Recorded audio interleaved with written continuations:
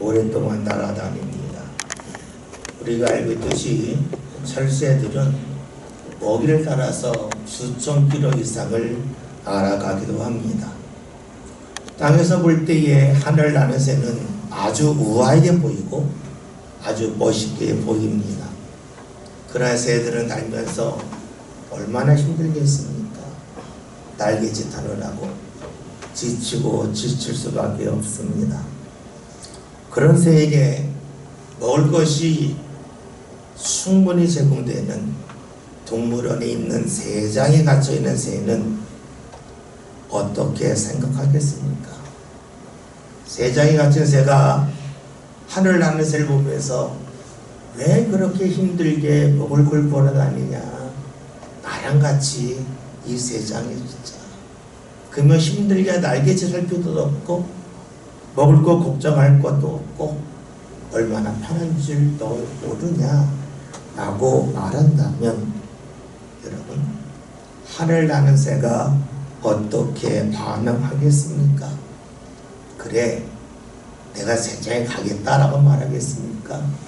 아니면 나는 먹을 곳을 구하기가 힘들어도, 나는 날개짓 하는 것이 괴로워도 나는 마음껏 하늘 날고 싶다, 좀 적게 먹어도 내가 가고 싶은 곳에 마음껏 가고 싶다 라고 말하지 아니하겠습니까?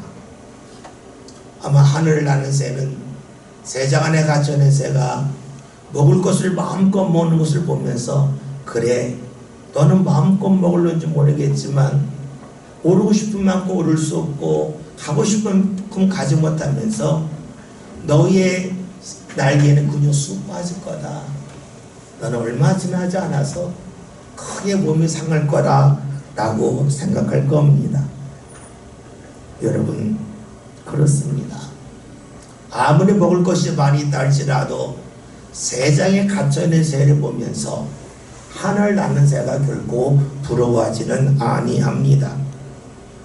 우리는 이 새장에 갇힌 새를 보면서 우리를 생각할 수 있습니다.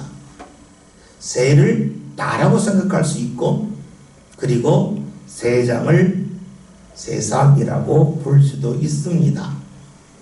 생각해 봅시다. 우리가 어떤 일을 하는데 내일을 합니다. 내일을 하면 밤 늦게까지 해도 내가 자발적으로 하고 기쁨으로 할 수 있습니다. 그런데 내일이 아니라 내가 직장을 다니면서 위에서 식계살이를 한다면 어떠하겠습니까? 일이 많은 것이 즐겁지가 않습니다. 또 그 일을 하면서 마음에 가지 않고 억지로 하기 때문에 불편하기 이를 데 없습니다. 내일이라면 일을 하기 위해서 다른 사람과의 약속을 뒤로 미루면서까지 하겠지만, 다른 사람 밑에서 하는 일이라면 누군가의 약속이 깨지는 것을 걱정하면서 일하기를 싫어할 겁니다. 그렇죠. 사람은 내가 원하는 일을 할 때와 누군가 시켜서 억지로 일할 때의 반응은 다릅니다.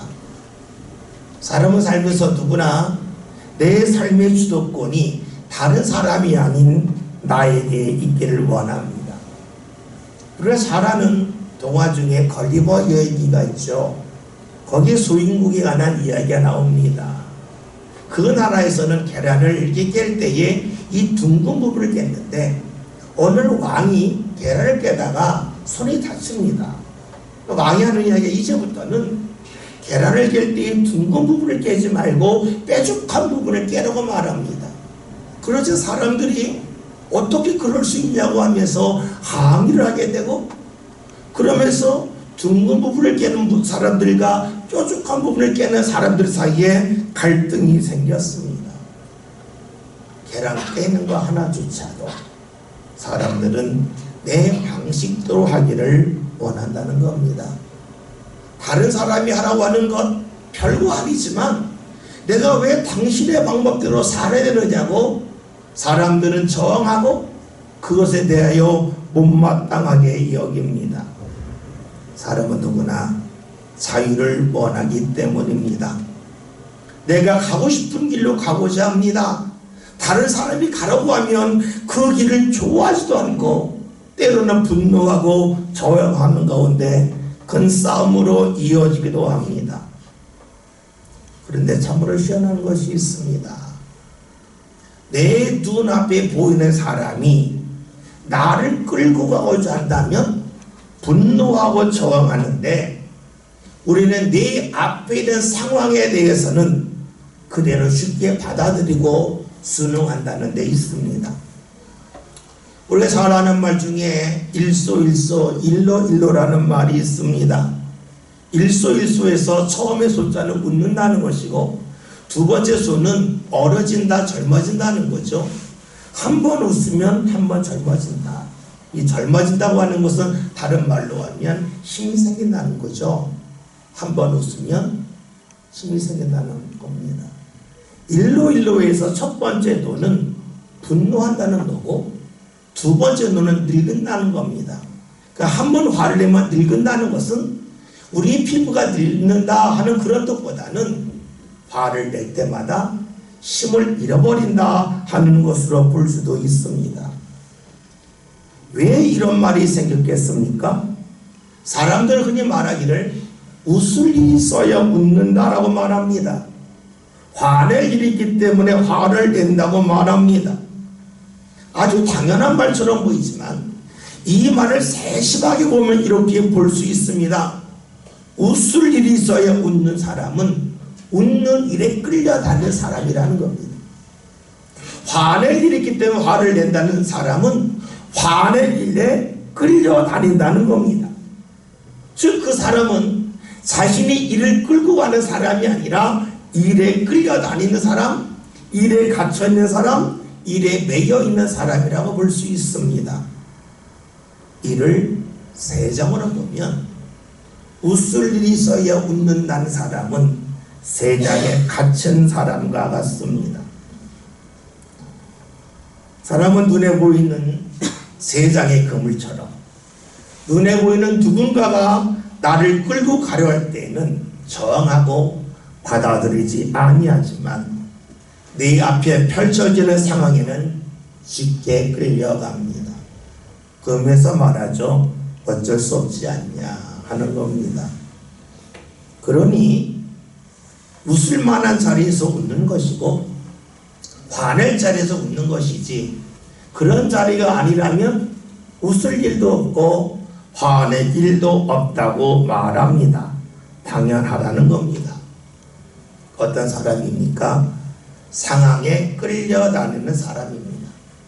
또 다른 말로 하면 자유를 잃어버린 사람입니다. 이런 사람을 지혜롭다고 말하지는 않습니다. 우리 살아가면서 상황에 끌려다니는 것이 결코 바람직하지 않다는 것을 잘 알고 있습니다. 웃을 일이 있어야 웃는 것이 아니라 웃음을 통하여서 웃을 일을 찾아가야 함을 알고 있습니다. 그런데 그것이 잘 되지 않습니다. 아니, 사람의 힘으로 불가능합니다. 왜 그럴까요? 우리는 내 앞에 펼쳐지는 상황을 보면서 내가 스스로 판단하고 결정하고 또 그것이 왜 일어났는지를 분석을 합니다. 그러면서 내 판단이, 내 분석이 틀림없다고 여깁니다. 그러기에 내가 판단한 대로 내 앞길이 열려질 거라는 확신이 있습니다. 그런데 시간이 지나고 나서 보면 어떠합니까? 그런 판단이 맞을 때도 있지만 대부분이 어긋납니다. 그런 일이 반복적으로 나타납니다. 그러므로 사람들은 여전히 내가 판단하는 것이 옳다고 여깁니다. 그러면서 자신도 모르게 상황에 끌려다닙니다. 냉정하게 말하면 상황이 아니죠. 그 상황에 대한 나의 분석과 판단에 끌려다닙니다. 이상하지 않습니까? 우리는 다른 사람이 나를 끌고 가는 것에 대해서는 극도로 싫어하지만 내가 판단하고 결정하는 것이 부족함에도 불구하고 거기에 끌려다니는 것에 대해서는 전혀 이상하게 여기지 아니합니다. 사람은 자기의 부족한 생각에 판단에 매여 삽니다. 그래서 일소일소라는 것을 알고 있지만 일소일소하지 못합니다. 왜냐하면 내가 부족함에도 이를 잊고 살기 때문입니다. 이것을 신앙으로 말하면 내 판단이 옳지 않음에도 불구하고 옳다고 여기는 죄인의 습성이 우리에게 있다는 겁니다. 또 다르게 말하면 사람은 죄인임에도 불구하고 죄인이라는 사실을 잊고 산다는 것이지요. 그래서 죄에 매여 삽니다. 죄에서 벗어나지 못합니다. 그 이유는 어디 있습니까? 내가 판단한 것이, 내가 분석한 것이, 내가 생각한 것이 분명하다고 하는 절대적인 믿음 속에 살아가기 때문입니다. 그런데 성경에서는 이런 죄에 대해 우리에게 말씀해 주고 있습니다. 우리의 힘과 능력으로 죄에서 매여 있는 그 상태에서 벗어날 수 없음을 말씀하고 있습니다. 죄에서 벗어나는 길, 다시 말하면 나에 대한 절대적인 믿음에서 벗어나는 길은 오직 예수님을 통해서 가능함을 말씀하고 있습니다. 우리는 묻게 됩니다. 왜 예수님을 통해서만 가능할까 하는 겁니다. 그 이유는 쉽게 말하면, 한마디로 말하면 예수님은 죽음을 이기시고 부활하셨기 때문입니다. 우리가 믿는 기독교의 신앙의 핵심은 예수님의 부활에 있습니다. 오늘 말씀은 베드로가 오순절에 성령을 받고 많은 사람의 앞에서 설교한 내용의 일부분인데, 오늘 말씀은 예수님의 부활에 대한 말씀입니다. 베드로는 예수님의 부활에 관하여 말씀하기 없어서 예수님이 어떤 일을 하셨는지에 대하여 알려줍니다. 본문 22절 보겠습니다. 이 말을 들으라. 너희도 한 바와 같이 하나님께서 나사렛에서 능력과 기사와 표적을 너희 가운데서 베푸사 너희 앞에서 그를 증언하셨느니라. 아멘. 예수님에 관한 말씀이죠. 예수님이 너희 앞에서 놀라운 일을 많이 행하셨다는 겁니다. 병자를 고치셨고 귀신들을 내어쫓았고 빵 5개와 물고기 2마리 5,000명을 먹이셨고 때로는 죽은 자를 살리기도 하셨다 하는 것을 알려주고 있습니다. 사람들은 이것을 보면서 예수님을 따라갑니다. 아니, 예수님을 믿습니다. 이런 예수님이 함께한다면 삶 가운데 병이 떠나갈 것이고 가난에서 벗어날 것이고 굶주림에서 완전히 헤어나올 거라고 믿었기 때문입니다. 또한 예수님의 능력을 보는 사람들은 이 예수님이 우리와 함께한다면 우리를 억압하고 있는 로마의 압제에서는 벗어날 거라고 하는 기대와 믿음이 있었습니다. 이러한 믿음은 예수님의 놀라운 일을 행하실 때마다 더욱더 커졌습니다. 그리고 예수님을 믿는 사람들은 눈덩이처럼 불어났습니다. 왜냐하면 지금까지 예수님처럼 놀라운 일을 행하신 그런 사람을 만난 적이 없기 때문이죠. 그러니 사람들이 예수님을 향해 말합니다. 하나님이 보내셨다고. 또 어떤 사람이 이야기합니다. 하나님이 보내신 분만이 아니라 하나님의 아들이고 하나님이라고 고백하기도 했습니다. 그래서 사람들은 예수님을 따를 때에 그냥 몸만 따르지 않았습니다. 삶을 따릅니다. 그래서 하던 일을 포기하고 예수님을 따라갑니다. 이런 예수님을 따라가면 놀라운 일을 더욱더 많이 볼 것이고 그 예수님을 가까이 하면 자신들의 삶도 더욱더 유익할 거라고 믿고 기대했기 때문이죠. 그러나 보았더니 예수를 믿는 사람들은 자랑스럽습니다. 자발적으로 열심을 내면서도 늘 기쁩니다. 예수님이 함께한다면 더욱더 새롭고 놀라운 일을 많이 볼 것이고 그리고 자신의 기대를 넘어서는 하나님의 역사가 일어날 거라고 하는 기대가 가득했기 때문입니다. 그런데 이 믿음이 얼마 지나지 않아서 완전히 무너집니다. 왜 그렇습니까? 23절 봅시다.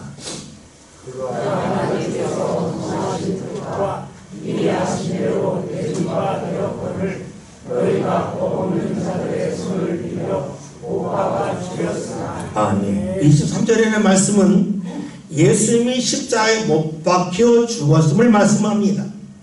잡혀가실 때에 하나의 저항도 없었습니다. 놀라움을 행하셨던 예수님의 모습을 전혀 찾아볼 수 없었습니다. 그 순간 사람들이 예수님에 대한 실망이 얼마나 넘쳐났겠습니까? 그러면서 사람들에게 구애가 몰려옵니다. 이럴 줄 알았으면 예수를 믿는 거 아닌데, 이럴 줄 알았으면 예수를 믿고 따른다 할지라도 집과 직장은 버리는 게 아닌데, 내가 예수를 믿는다 할지라도 중간에 따르다가 집으로 돌아간 사람들처럼 나로 돌아갔어야 되는데 왜 돌아가지 않았을까? 큰 후회가 몰려왔을 겁니다. 그리고 이제 후회해도 달라질 것이 아무것도 없기 때문에 내가 왜 그런 판단과 결정과 행동을 했을까 하면서 스스로를 크게 자책했을 겁니다. 그러면 사람들은 자기를 묻게 되겠죠. 왜 예수님이 무력하게 죽었을까? 왜 예전에 능력이 그렇게 많았는데 십자가에 돌에서 돌아가실 때는 아무런 능력도 행하지 못하실까? 사람들이 물으면서 나름대로 답을 찾았을 겁니다. 어떤 사람은 예수님이 지금까지 행하신 것은 다른 사람과 다 짜고 하는 속임수인데 우리가 속았을 거다 라고 말하는 사람도 있을 겁니다. 또 어떤 사람은 예수님의 능력을 행하신 것은 사실이지만 예수님의 능력은 제한되어서 일정한 능력을 사용하면 그 능력이 바닥날 수밖에 없는데 이미 과거에 너무나 많은 능력을 행하셨기 때문에 이제 힘이 없다고 말할 수 있을 겁니다. 마치 우리가 배터리를 오래 쓰면 방전되는 것처럼 예수님도 그랬을 거라고 생각하는 사람도 있었을 겁니다. 또 어떤 사람들은 예수님의 과거에 행하신 능력은 분명 하나님이 함께 하신 결과인데 지금은 그런 능력이 나타나지 않는 것으로 보아서 우리는 알지 못하지만 예수님이 하나님에게 뭔가 잘못했나 보다. 그러니까 과거와는 달리 지금은 아무런 능력도 행하지 못하는 것 아닐까 하는 마음을 가졌을 겁니다. 그런데 희한하게도 그 누구도 예수님에 대한 해석을 했지만 예수님에게 왜 그러셨어요?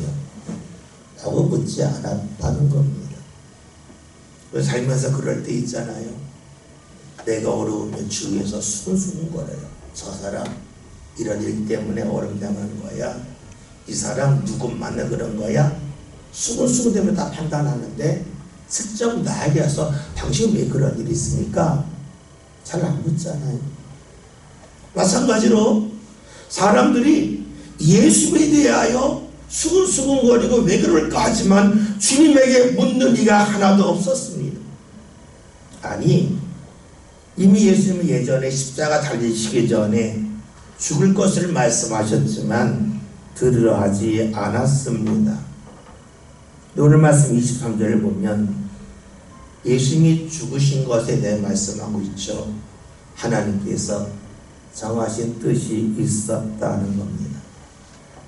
예수님이 죽은 것은 하나님의 선한 뜻의 결과였습니다. 그런데 사람들은 하나님을 생각하지 않고 자신의 눈에 펼쳐지를 보면서 죽으면 끝 아니냐. 그러니까 예수님이 죽은 것은 무언가 하나님 앞에서 잘못했기 때문이라고 생각할 뿐이었습니다. 살아있으면 뭔가 할 수가 있겠지만 죽으면 아무것도 할 수 없으니까 사람들은 더 이상 예수님을 따르거나 믿으려 하지 않습니다. 예수님을 그저 자신의 인생의 추억 속에 담아두고만 합니다. 그런데 하나님께서는 십자가에서 죽으신 예수님을 다시 살리십니다. 24절 볼까요? 하나님께서 그를 사망의 고통에서 풀어 살리셨으니 이는 그가 사망에 매여 있을 수 없었습니다. 아멘. 사람들은 죽으면 끝이라고 여기는데 하나님은 죽은 예수님의 살리심을 통하여 죽음도 끝이 아니라고 하는 것을 분명하게 보여주셨습니다. 죽어도 끝이 아니라고 하는 것은 죽은 사람이 걸어다닌다, 말한다, 행동한다는 것이 아니죠. 그것은 사람에게 초점을 맞춘 겁니다. 죽어도 끝이 아니라고 하는 것은 하나님께서는 죽음 이후에도 그 사람과 관계를 맺으신다는 겁니다. 사람은 누군가 죽으면 그 사람과 관계를 맺을 수 없지만 하나님은 죽은 사람과도 관계를 맺는다는 겁니다.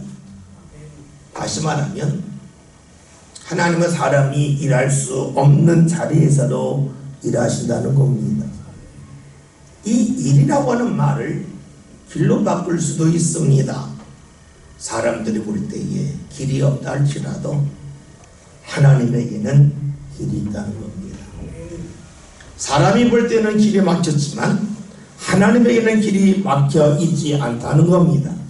이것을 오늘 24절에서는 예수님은 사망에 죽음에 매여 있을 수 없다고 말씀하고 있습니다.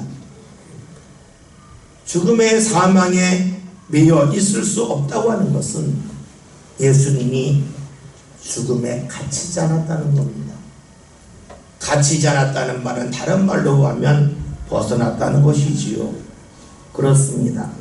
하나님은 예수님을 살리심을 통하여 부활하게 하심을 통하여 예수님이 죽음에 갇히지 않게 하셨습니다. 사람들이 끝이라고 하는 죽음의 자리가 끝이 아니라고 하는 것을 보여주셨습니다. 예수님이 다시 살아나심을 통하여 사람의 일은 끝날 수 있어도 하나님의 일은 끝나지 아니함을 보여주셨습니다. 사람의 방법에는 끝이 있지만 하나님의 방법은 끝이 없다는 겁니다. 우리 살아가면서 방법이 없다고 말할 때가 있습니다. 방법이 없다고 하는 것은 다른 말로 하면 내가 아는 것이 더 이상 없다는 것이고 내가 더 이상 할 수 있는 것이 없다고 하는 나의 제한적인 능력에 관한 고백이기도 합니다. 그런데 여러분, 하나님은 모든 것을 알고 계시고 모든 것을 할 수 있습니다. 이것을 보여주신 것이 바로 예수님의 부활입니다. 우리 이런 말씀을 듣게 되면 자연스럽게 이런 질문하게 됩니다. 하나님에게 길이 있고 하나님에게 능력이 있다고 하는 것이 나와 무슨 상관이 있습니까? 라고 물을 때가 있습니다. 마치 우리 옆집이 돈을 크게 벌었는데 옆집이 돈을 번 것과 내 삶이 도대체 무슨 상관입니까? 그건 그 집 일이고 우리 집 일과 상관이 없지 않습니까? 라고 하는 그런 질문을 하듯이 하나님에게로 그런 질문을 할 수도 있습니다. 근데 여러분, 하나님의 능력으로 예수님이 다시 살아나신 것이 나와 무슨 상관이 있냐는 질문을 하기에 앞서 먼저 할 질문이 있습니다. 하나님이 왜 그런 능력을 우리에게 보여주셨을까 하는 겁니다. 하나님의 능력이 끝이 없음을 왜 보여주셨습니까? 하나님이 자기를 자랑하기 위함이겠습니까? 하나님의 자신을 자랑한다 한들 하나님 위에 무엇이 유익하겠습니까? 그럼에도 하나님은 죽은 예수님을 다시 살리심을 통하여 하나님이 하시는 일에 끝이 없음을 보여주셨습니다. 왜 보여주셨겠습니까? 우리와 관계를 맺기 위함입니다. 우리로 하여금 그런 하나님과 연결된 삶을 살라는 겁니다. 그 길이 무엇입니까? 하나님을 믿는 것입니다. 하나님이 함께 하심을 통하여 예수님의 사망에 매이지 않았던 것처럼 오늘 우리들 삶 가운데도 하나님이 함께 하시면 그 어떤 것에도 우리가 매이지 아니한다는 것을 주께서 믿기를 원하셨습니다. 여러분, 그 어떤 것에도 매이지 않는다고 하는 것을 구체적으로 말하면 무엇입니까? 그것은 다른 사람의 말과 다른 사람의 판단과 경험에 매이지 말라는 겁니다. 또 나 자신일 수도 있습니다. 내 경험, 내 판단, 내 지식에 매이지 말라는 겁니다. 다시 말하면 벗어나라 하는 것이죠. 하나님은 예수님의 부활하심을 통해서 우리에게 주시는 말씀입니다. 너희가 볼 때 죽으면 끝났다고 하지 않았냐? 근데 끝이 아니었다. 너희가 분명히 보고 알고 판단했는데 그것을 벗어나지 않았냐? 그렇다면 네 생각에, 네 판단에 매이지 말고 벗어나라고 말씀합니다. 그럴 때 비로소 우리가 하나님의 인도하심을 받을 수 있기 때문입니다. 그러면 여러분, 우리가 하나님을 믿는다고 하는 것이 어떻게 우리 삶 가운데 이어질 수 있겠습니까? 그것은 부활하신 예수님을 우리가 믿음을 통하여서 부활하신 예수님에게 일어났던 일, 사람의 생각을 뛰어넘는 하나님의 일이 일어났던 것처럼 그 주를 믿음을 통하여 너의 생각을 뛰어넘는 하나님의 인도를 받으라고 우리에게 말씀하고 계십니다. 즉 부활하신 예수님이 우리 안에 들어올 때 일어나는 일은 우리의 생각과 경험과 판단에 매이지 아니한다는 겁니다. 그것이 왜 중요하겠습니까? 그 이유는 우리 살아가면서 나 자신이 나의 발목을 많이 잡기 때문입니다. 하나님이 인도하시는데 내 생각에 매여서 그 인도하심을 거부할 수 있습니다. 다시 말하면 다른 사람이 아닌 내 생각이, 내 판단이 하나님의 은혜를 받는 길로 나가는 것에 발목 잡을 수 있고 걸려 넘어지게 할 수 있다는 것이지요. 여러분, 어리석은 사람이 어떤 사람입니까? 다른 사람이 내 발을 거는 것은 다른 사람의 일입니다. 내가 어떻게 할 수 있는 일이 아닙니다. 그러나 내가 내 발목을 거는 것은 내가 막을 수 있습니다. 그러기에 자기 발에 자기가 걸려 넘어진 사람이 제일 어리석은 사람입니다. 일소일소에 되는 것을 알지만 일소일소가 되지 않는 사람입니다. 내가 믿는 것에 넘어지는 사람입니다. 그 사람은 하나님의 은혜를 스스로 가로막고 맙니다. 내가 하나님의 은혜를 스스로 가로막는 거기에서 벗어나는 길이 무엇입니까? 나에게서 벗어나는 길은 단 하나입니다. 사망에 매이지 않고 부활하신 예수님을 믿고 가는 것입니다. 흔히들 기독교는 죽어서 천국 가는 내세의 중계라고 말을 합니다. 그런데 성경에서는 내세에 관한 말씀이 의외로 별로 없습니다. 성경을 읽다 보면 죽어 천국 가는 말씀은 거의 나오지 않습니다. 오늘을 어떻게 살 것인지에 관하여 말씀하고 있습니다. 오늘 하나님이 우리가 어떻게 함께 하신지에 관하여 말씀하고 있습니다. 여러분 봅시다. 하나님이 우리를 사랑하신다는 것이 성경의 핵심적인 말씀입니다. 여러분, 누군가를 좋아하면 어떻게 합니까? 좋은 것을 미룹니까? 좋은 것을 빨리 합니까? 내가 누군가를 좋아하고 사랑하면 내게 있는 좋은 것을 빨리 나누랍니다. 다시 말해서 하나님이 우리를 사랑하시기 때문에 하나님의 좋은 은혜를 우리로 하여금 나중에 주게 하지 않고 빨리 주기를 원하신다는 겁니다. 다른 말로 하면 너 죽은 후에 내세에 좋은 거 죽게 하시는 분이 아니라 너 이 세상 살아갈 때에 내가 좋은 거 주거든. 빨리 주고 싶다. 내가 너 사랑하는데 빨리 줘야지. 느껴주면 되겠냐? 이것이 바로 하나님의 마음입니다. 문제는 하나님의 은혜를 내가 가로막는다는 데 있습니다. 사람들이 예수님이 죽으니까 끝났다라고 여긴 것처럼 내가 무언가 판단하는 것 때문에 주의 역사를 제한할 수 있습니다. 여기서 벗어나는 길이 하나 있습니다. 부활하신 예수님이 나와 함께하는 겁니다. 왜냐하면 부활하신 예수님은 사망에 매여 있는 분이 아니기 때문입니다. 예수님은 말씀하십니다. 네가 내 안에, 내가 너 안에 있으면 무엇이든 원하를 구하라 주께서 허락하신다고 말씀하고 있습니다. 다시 말하면 주님이 우리 안에 들어오도록 주를 가까이 하고 믿음으로 고백하라는 겁니다. 주님이 내 입술에만 있는 것이 아니라 내 마음에 들어오도록 하라는 겁니다. 그러할 때에 주님이 우리 함께 하심을 통하여 하나님의 은혜가 가로막혀지는 일이 없도록 우리를 인도하심을 말씀하고 있습니다. 여러분, 오늘 우리가 볼 때의 죽음은 끝입니다. 그러나 하나님에게는 죽음이 끝이 아닙니다. 예수님의 부활을 통하여 보여주셨습니다. 사람에게는 길이 없다 할지라도 하나님이 길이 있다고 말씀하십니다. 오늘 말씀드린 부활 매일 수 없다입니다. 부활이 뭡니까? 우리로 하여금 너희의 생각에 매이지 마라.